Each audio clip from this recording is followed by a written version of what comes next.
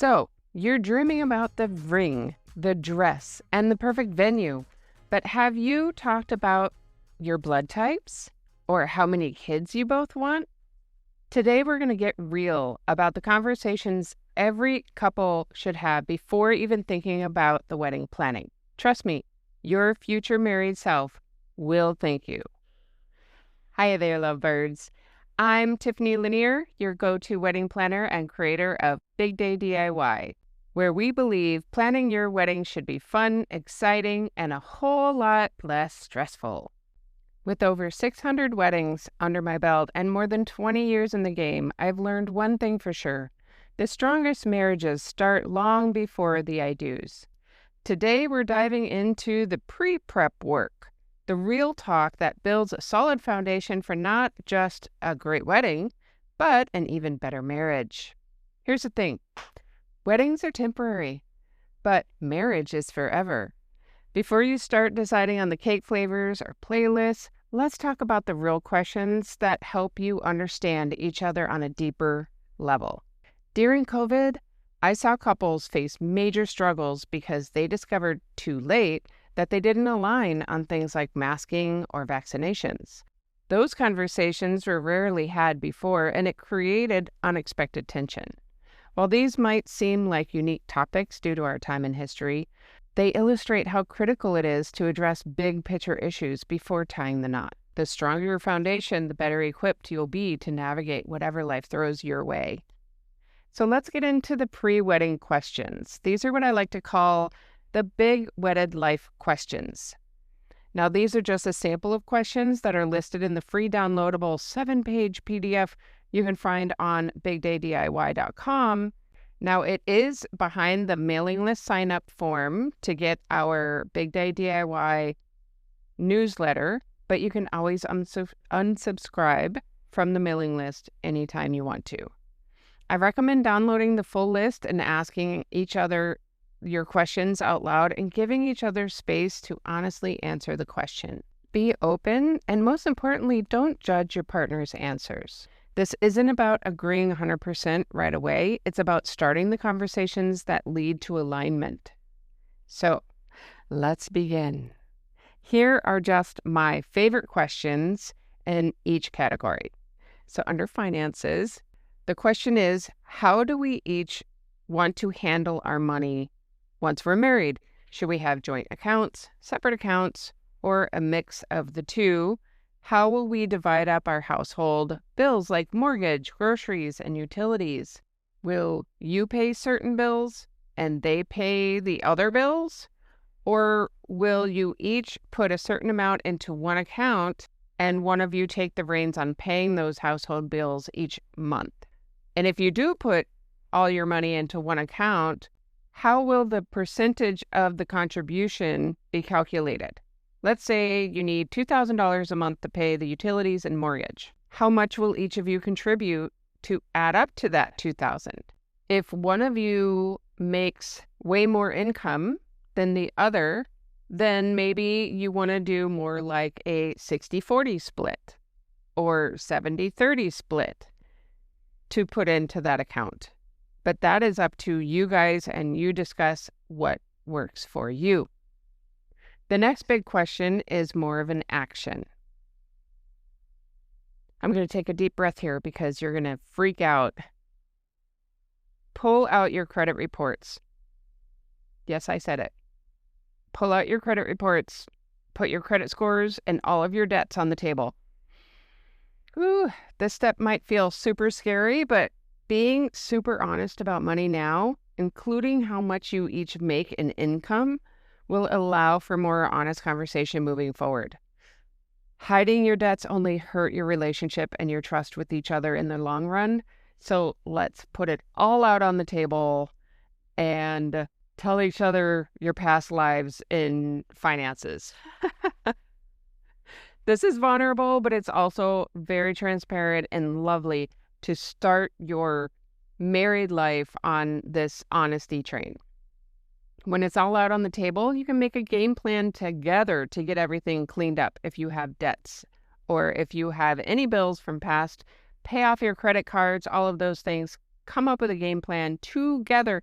This will also create a conversation with each other about your spending habits and what you spend on, what you don't spend on, what money you plan on saving for the future for things that you want to do, big purchases, things like that. Like this will just open up a whole big conversation that you need to have before you get married.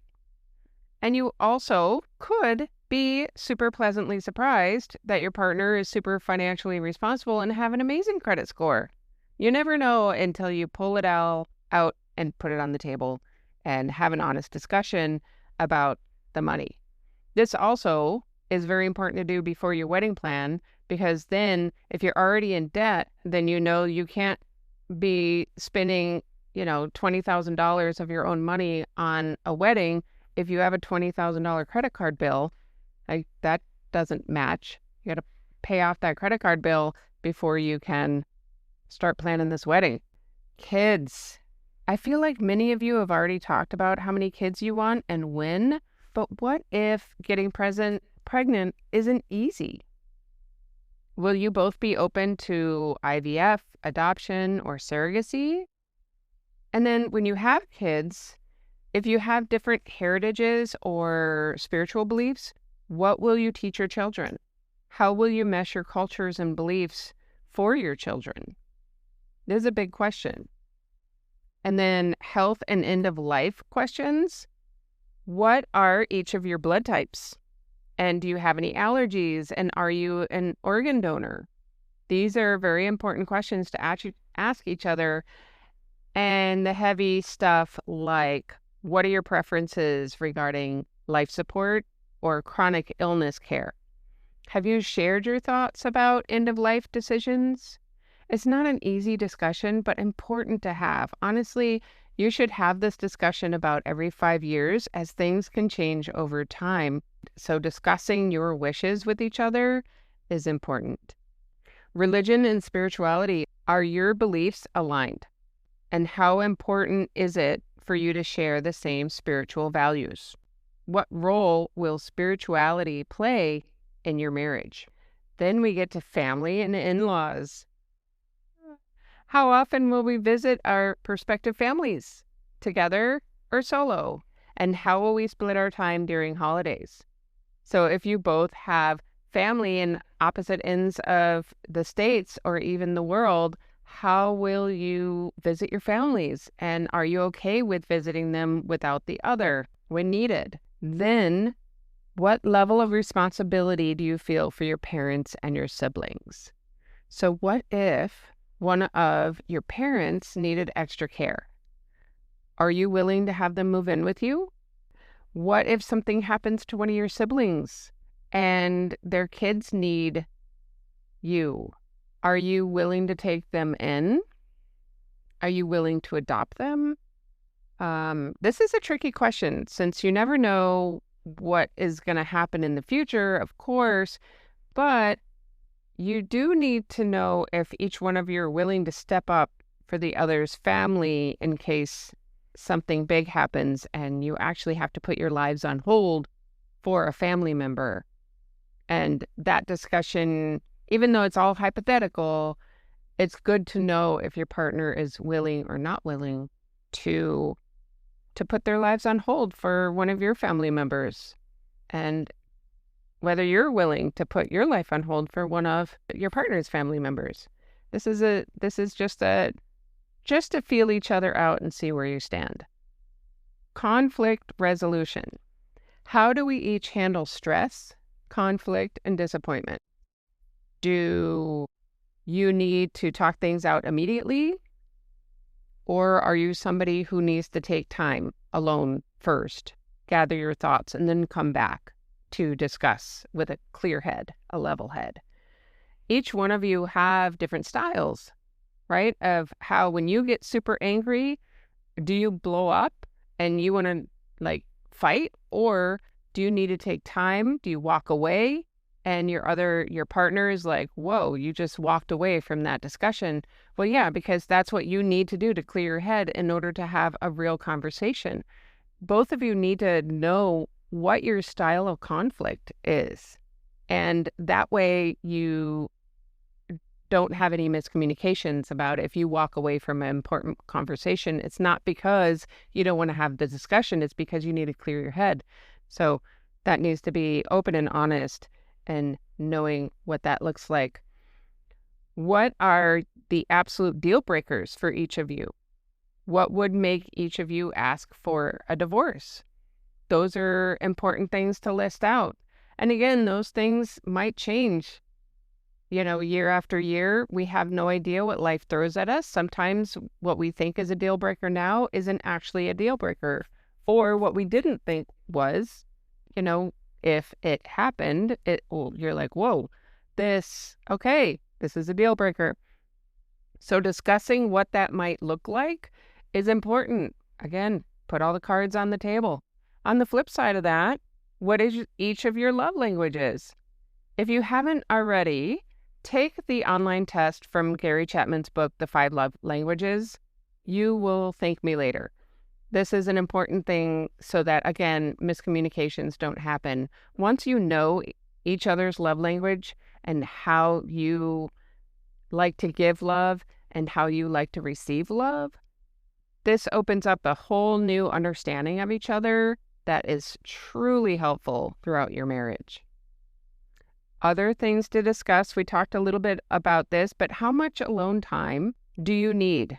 How much alone, personal space, do each of you need to thrive? Because again, if one of you needs more personal space than the other might feel abandoned and trigger some abandonment issues when, one of you is just like, look, I need space. I need to have my own personal space.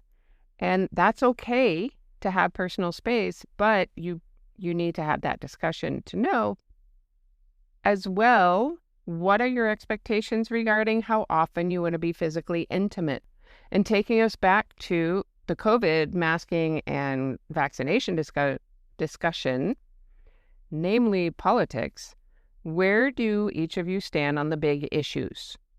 Do you feel like your core values align? And if not, what are not in alignment? And talk it through and make sure you work out and find a compromise before planning the wedding. Because core values is huge. If you do not align on core values, it might not work out in the long run. So make sure you're on the same page. Now, those were just some of my favorite questions out of all of the 7 pages of questions I have there. So download those questions on bigdaydiy.com in the mailing list and take this week to put aside the time to really sit down and discuss these questions with your partner with honesty and openness and non-judgmental attitude. Really, your marriage depends on it. These discussions are extremely, extremely important. And they're not just about spotting the red flags. Although red flags are important to spot, these discussions also reveal the green lights, the shared dreams, the values that bring you closer. Sometimes couples discover they're wildly misaligned on finances, but their core values are totally in alignment and they work well together to find solutions. So it's actually a perfect match. Other times, they realize both share a dream of living abroad, which sparks a whole new excitement about being together. It's okay if you don't agree on everything right away. The key is compromise and understanding, not perfection. So remember, wedding planning isn't just about flowers and venues. It's about creating a life together. The more you talk now, the smoother the planning and the marriage will be. And these conversations don't end here.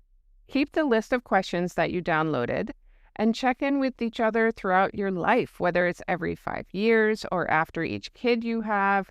Your answers to some of these questions will change throughout your marriage. So it's important to sit down and revisit the list once in a while to spark those conversations, ensuring that you're still both in alignment as you both grow.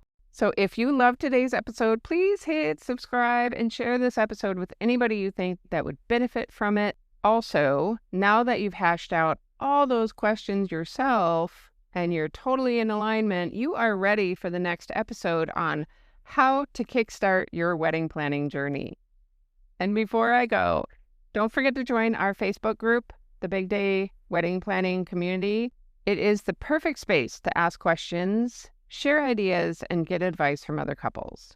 If you have a wedding planning topic that you want to hear about, head over to Big Day DIY and drop me a message. And again, download the full list of big Wedded Life questions on the website by signing up for our newsletter. Until next time, happy planning.